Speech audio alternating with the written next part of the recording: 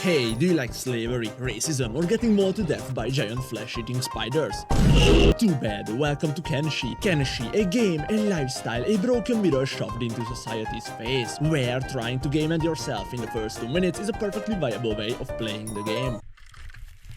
Look, I'm not suicidal, I just wanted to level up my toughness, because if you don't, you can be 100% sure someone will do it instead of you with a rusty pipe, just because your net worth was 15 calories higher than theirs. And in this post-apocalyptic world, no one will be there for you. There will be no story to guide you, no quest to help you level up, and no regret on the face of those lunatics who just sold you into slavery for 2 slices of bread. So in 2 words, it's a harsh world, and the many factions and races are here to make your gaming experience even harsher. Oh, you wanted to have speaking rights in the second biggest empire called the Holy Nation? Then try not to be a hiver, a shack, or worst of all, a woman, because you will be forced into slavery 100% of the time. But if you would go with the other 2 races called humans and skeletons, this chance would go down to about 50% for being enslaved and 50% for being murdered on the spot because you assume to have the mental capacities of a sentient toaster. But hey, you can at least make friends with other like-minded individuals.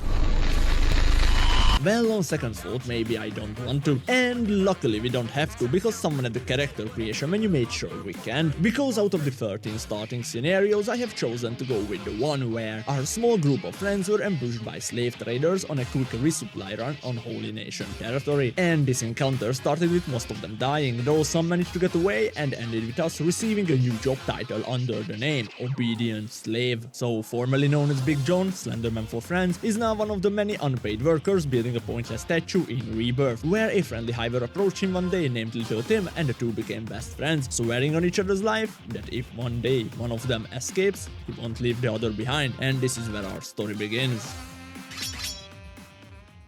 Here we are, forced into slavery deep in Holy Nation territory, with only one goal in mind: getting the fuck out of here. So let's get to work, because salvation waits for no one. I have started my escaping journey with being as socially awkward as humanly possible, and tried to put on my best Retsu impression and followed guards closely in stealth mode. But as you might already know, I'm a certified idiot and did this in broad daylight, so my ninja stealth training ended in about 47 milliseconds with a paladin's cross firmly implanted into my ribcage.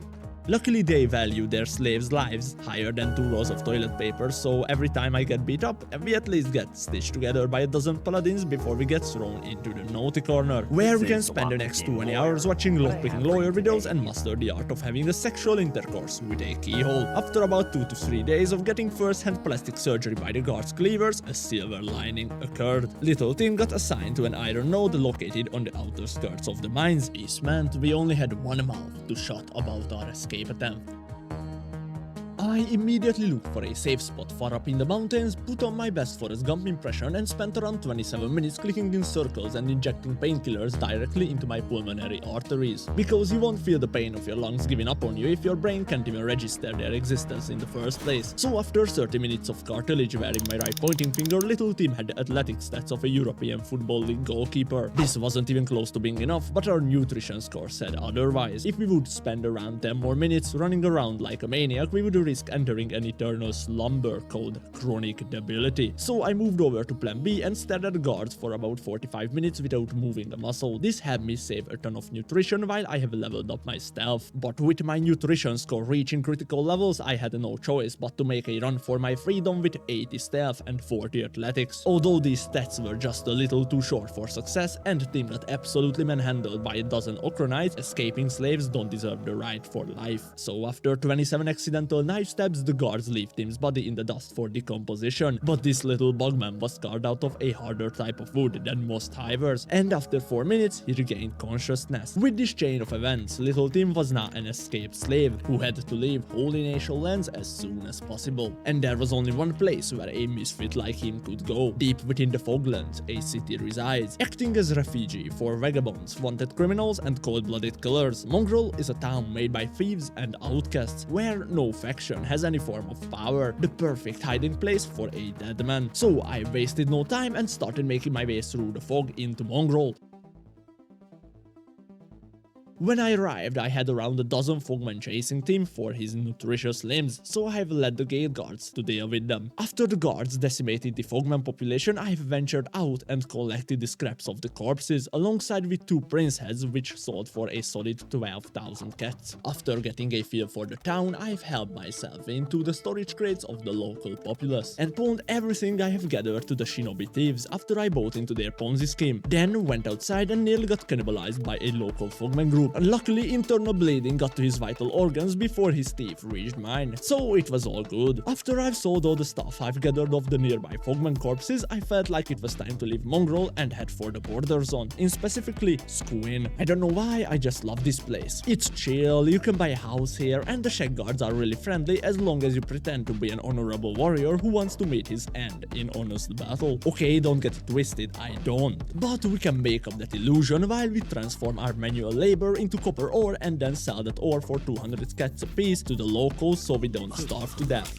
Wait, why does this sound so familiar? Oh, that's just slavery with extra steps, of course. Okay, new plan. Bounty hunting. I have traveled to the nearby exiled camp where Tora the Fearless resides. She has a nice 10,000 cat bounty on her head and the plan was to get it. First, I've tried to sneak in and just kidnap her, but let's just say Little Tim has the same amount of sneakiness as a 15-ton semi-truck filled with illegal immigrants. So the entire camp instantly turned into a pack of pit bulls, and I was the baby they were after. They started chasing Tim through the mountains with breakneck speed. But what if I say that was exactly my plan all along? Because on the top of this mountain, there is a guard post filled with high-level shack warriors who don't really like these exiled guys. So I just let the guards enact frontal lobotomy with their planks on the exiled squad. After this, I ran in, scooped up the loot and sold it to the nearby trader. I repeated this tactic circa a dozen times until only Tora the Fearless remained. So I could easily approach her on the dead of night and bonk her on the head with a rock until her skull stopped resisting. This not only secured us the bounty at full price, but also leveled up our assassination and stealth skills as well. But dragging an unconscious corpse through the desert has its own sets of challenges. For starters, Little Tim has the requisite strength of a 5-year-old with manlet syndrome. This meant our land speed was on the same level as of a grounded tanker ship. So I had to do some clever maneuvering in order to avoid the local wildlife. And after what felt like an eternity, we were back in Squinn where we could cash in our bounty for 10,000 cats. I immediately used these funds for the purchasing of a backpack and restarted my mining operation, but for iron ore this time. No, we are not mining for money, we are mining for weights. If we spend around 10 minutes banging our pickaxe against this node, we will have the same amount of iron ore as 7.5 packs of rice wheat in weight. And this will make us more over-encumbered than an average Dark Souls 2 boss. Running around, strolling around like this is training our strength at a 25% XP rate while depleting my mental strength at the same time. And if we pick up a local homeless person who got beaten to death by the guards, we can jump this number up to 50%. Now we just have to match the same rate on our lobotomy. Perfection. Now we just have to walk up and down the streets of Squinn and watch our strength skill shoot up in levels. After doing this for 15 minutes straight, my brain started developing some symptoms which could be best described as 50 shades of insanity. Because I want to avoid a mental asylum for at least 2 more years, I have stopped speedrunning scoliosis at strength level 40 and used the rest of the bounty hunting money to buy a house and furnish it with a research bench, several boxes and a nice living quarter. Only 4k a month in New York City. Put my training weights and lifting body in here and embarked on a journey to get more paper, because I've got words of an ancient workshop located on the outer skirts of the grid, filled with valuable materials. So I've made my way over there and ransacked the place for all the ancient science books and engineering research it had to offer. This was a good haul, but not even close enough for what I've needed, so I went back there and searched for a specific building in the swamp. The Red Saber Hideout. This particular infrastructure houses the leader of the Red Sabers with a fat 10,000 cats bounty on his head, and thanks to our high level in social awkwardness and suitcase telepathy, we can just walk in without anyone noticing us, knock the leader out for code, grab his unconscious body and run to the closest city at a comfortable land speed of 17 miles an hour. After all this fundraising, I was back in Squinn finishing up the house and getting some training in with my polearm. Even though beating starving bandits to death with a lead pipe is a great fun-time activity, it's not very effective at training our skills because Kenshi's skill system takes into consideration that dominating weaker foes will yield way less experience than fighting someone in your own weight class. So I moved on with my day and went back to bounty hunting.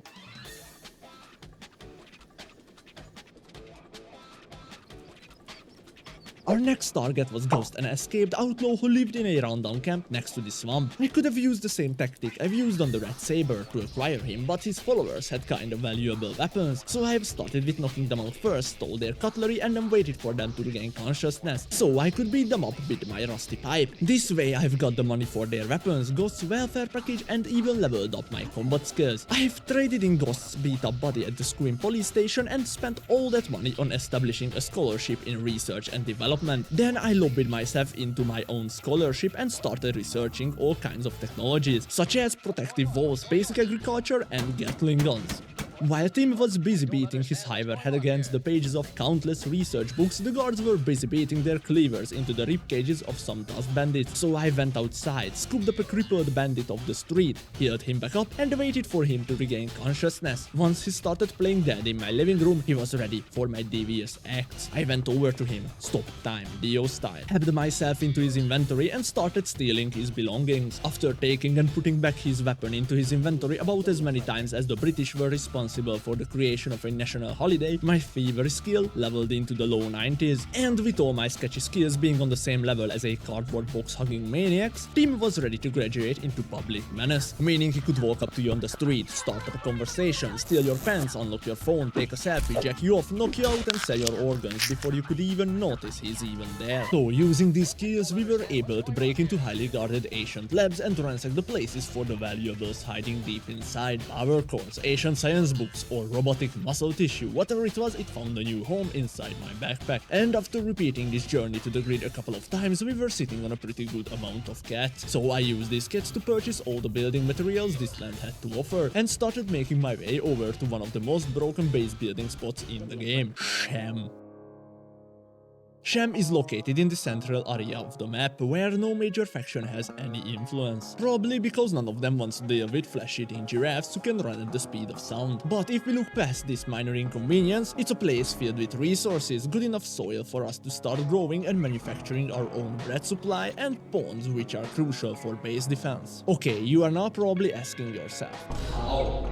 So sit down and let me explain. If you start building an outpost in Kenshi, your nomadic lifestyle will quickly turn into Bloons Tower Defense 6. So if you don't want a band of weeaboos Naruto running away with your bread baskets, you have to allocate a sizable defense budget. Luckily, raids in Kenshi tend to arrive and focus on your gates. So for example, if your gate happens to be in the middle of a pond, the raiders will have to take a nice little bath in order to get to it, and unluckily for them, this part of their triathlon is overlooked by a couple of lunatics who are ready to implant crossbow bolts into their cranium the moment their bodies come in contact with H2O. This means I don't have to care a single bit if Wrath of God is marching towards my outpost in the form of 50 highly armored paladins and inquisitors, because their armor just makes them a slower starving bandit level threat. But enough glazing the build spot. You get it, it's pretty OP defense and progression wise as well. But all of that does not matter if you don't have people living here and defending it, and I have experienced this firsthand when a group of starving bandits wandered into my 40% build foundation and beat the absolute shit out of Tim, then thrown him out of his own base and started claiming the turrets for themselves. And this situation got even worse when a group of hivers showed up and wanted to crucify Tim for not hearing the queen's glorious voice inside his ginormous forehead. So I fled the scene, seeked shelter in Flet's Lagoon, and started crafting up a plan on how to retake and protect my kingdom. This was the moment when I realized it was finally time to recruit some vagabonds into my freedom squad, so let's go and get some. First, I started with offering jobs to the local alcoholics in Squinn and told them to migrate to my outpost. And let's just say this type of immigration had a non-0% fatality rate.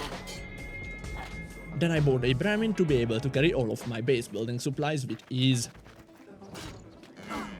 Fuck, whatever, his body can still be used for transportation. By the time I got back to base, all the bandits left or starved to death because sieging a place with exactly 0 nutrition score is not a wise decision. So I've reclaimed ownership of this trash pile and started preparing it for the next raid with more allies, a stable supply of food, and with 24/7 pond crossbow coverage. Now we just need a couple determined individuals who'd work on the field. And I know just the spot where we can get people like this: the Southern Slave Market, source of God's best unpaid workers. After acquiring every breeding organism from this establishment, I started smuggling them back to base because none of them were able to outrun the flesh-eating blood spiders inhabiting the forest between the market and my outpost. Trust me, I've tried many many times. After single-handedly buying all the slaves the southern part of the map had to offer, I realized we were starting to run low on money, so a heist was in order. I have got winds of a drug farm operating in the nearby mountains. They were producing a ton of hashish, which could be sold for a great price markup to the traders in Flats Lagoon. So I went over there, introduced myself as the new guy in charge of sales and distribution, and collected around 50 kilos of narcotics. Transferred it all to Flats Lagoon while being very careful not to disturb the local wildlife. Sold it for a good amount of money and stocked up on base supplies. This was final enough to finish the base and assign a resident to research. One problem though, we need ancient science books and engineering research papers for that, so it was time to look for more ancient labs. For this I've acquired another bison, who I named Dan, and with his help I was able to loot and transfer enormous amounts of valuable robotic parts and science papers. After like 3 hours of running around and stealing everything little Tim's hand could get on, I went back to the Shack capital and pawned all of it to the traders, except the books. I used those to unlock more advanced technologies, which I used to develop the base a bit more. And after this I got ready for the first real fight of this playthrough, the Dust King. If we want to have the slightest chance for success in storming Rebirth, we have to level up our combat skills, and this seemed like a good place to start. So let's get to training.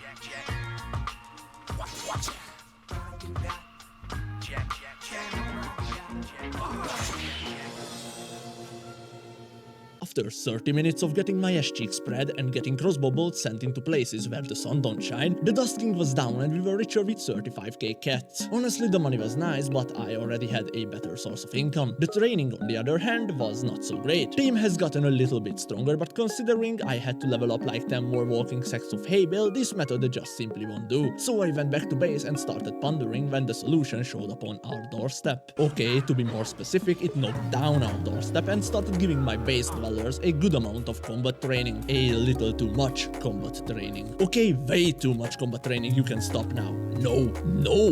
No! I fucking hate the Black Dragon ninjas. After the dust has settled in our base and the intruders were gone, I started assessing the damage they've done. For starters, our food crates were emptier than a cubic meter of outer space, and to continue, our entire team got forced into hospital beds, with 2 of them losing more than a couple of teeth. So I had to fix these issues, and fast. First of all, the first harvest of hemp was finally ready, and we could turn it into spicy cubes of hash, which team could smuggle into the nearby city and sell at a hefty price markup. Using this drug money, he was able to buy robotic prosthetics for our unfortunate teammates, and use the leftover cats to hire a skilled bowman who can actually protect our base. All of this preparation happened just in time because the whole nation have gotten words that one of their slaves was hiding in my outpost. I wonder who that can be. And they were marching 20 deep towards my humble abode with the simple goal of repossessing their property. So I walled myself in and turned their entire squad into pincushions and added their corpses into my lakeside soup bowl. Looks delicious. With the base finally being in a self-sufficient state, I was ready for the next step in my plans, getting gear for the squad. But gear costs money, and money is not easy to come by, so we are back to bounty hunting, baby. Our next target, King Gurgler, who lives on a peninsula in the southern part of the map, so I've traveled all the way over there and turned him and his followers into shark fin soup, collected the valuables they were hiding, and off I went to Katoon to sell his severed head. But to my surprise, none of the traders had enough money to buy his head off me, so I just recruited more people here, and into the Black Desert I went, where I looted more ancient remains and found a city ran by Skellimans, where I sold all my stuff with King Gurgler's head as well. I used all this money to buy better limbs and weapons for my team, which I got home safely, and then off I went to gather more, sold some hash, stole more gear from the traders, and made my way into the Gorilla Tower, where I used this big black monkey to clear out the iron spiders roaming the neighboring tower. Then I ventured into the United Cities, where for some reason my FPS took a cliff dive into the single digits, but this did not stop me from selling all my loot to the traders and recruiting a new batch of homeless people into my army, and then I started stealing back all the stuff I've previously sold. A very lucrative money-making method if you ask me, as long as you have enough traders nearby who are willing to buy your stolen goods. After doing this round trip twice, all the money in the region magically materialized in my pockets, so I was back to bounty hunting. Find Gutterhead, stab him 27 times, collect paycheck, get 3rd-degree burns from orbital lasers. I do believe I'm on fire. Seek shelter in random tower. Find Screamer the Falls with a 20k bounty and a Me Too polearm. Collect both and take a 20-hour nap to heal your wounds.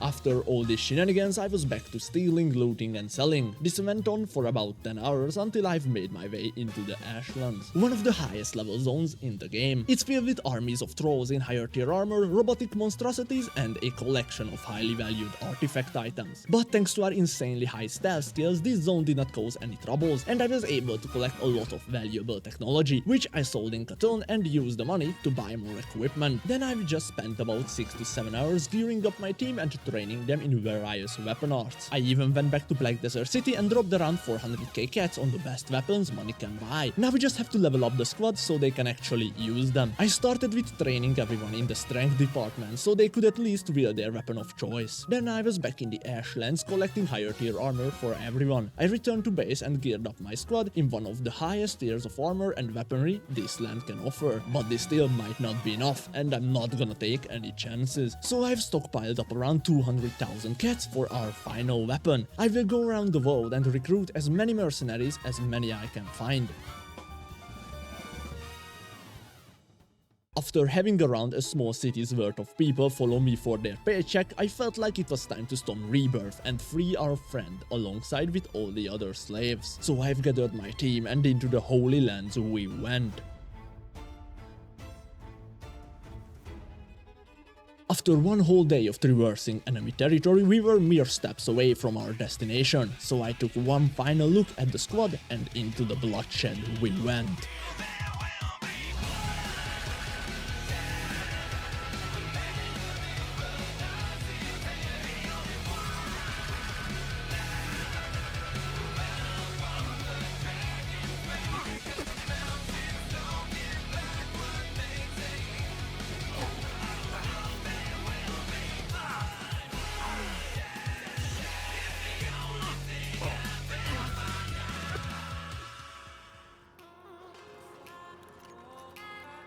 After a long and hard-fought battle, Rebirth was ours and all the slaves were freed from their shackles. But the man we came here to save was nowhere to be found, and with our food supplies reaching critical levels, we could not risk staying and searching for him any longer. So our raid party started making their way home, knowing damn well they just destroyed the biggest slave camp in the world. Team's destiny was finally fulfilled and the revenge could not have been sweeter. But for others, payback was just about to begin.